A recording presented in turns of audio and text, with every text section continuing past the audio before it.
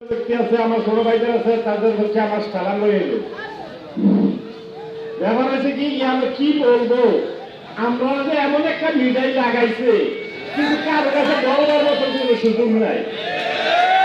কিন্তু এখানে আমরা বিগত অন্তত 15 বছর পর্যন্ত আমরা দেখছি যে একটা এমপি ভাগ করছে, একটা এমপি ভাগ করছে, আমরা চোর হইতে নেই। কারণ তবে আমি মনে করি যে আমাদের দেবুদ্দা থানার ভিতরে দক্ষিণ অঞ্চলে একটা গোলাপ ফুল ফুটাইয়া দিছে। এই দেবুদ্দারের ভিতরে অনেক বীর পুরুষ ছিল, কিন্তু এমপি ইলেকশন করার না লোক নাই।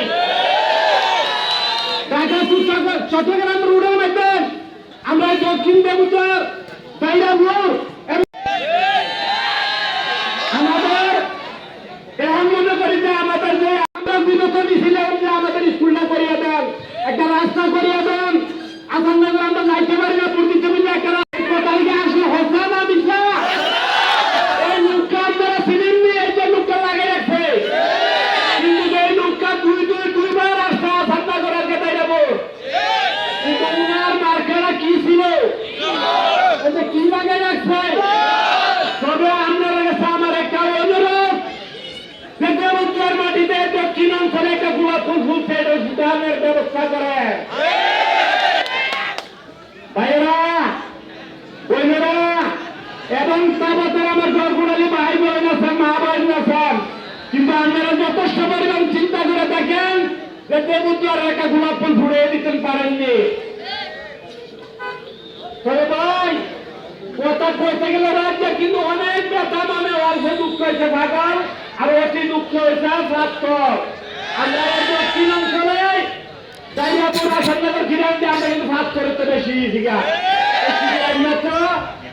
রাজু মুন্সি আমাদের একটা মিটিং করুক, আমাদের একটা অনুদান দেব, কিন্তু আমাদের মন্ত্রী বলে কি হুদা বাংলাদেশের উন্নয়ন উন্নয়ন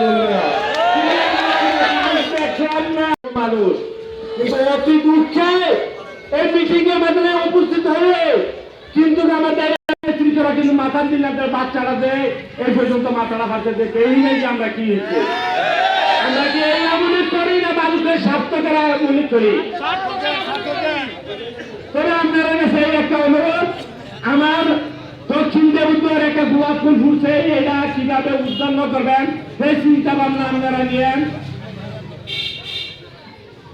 ভাইয়েরা, আমার একটি কথা, আমি যে দুঃখে আইসি এখানে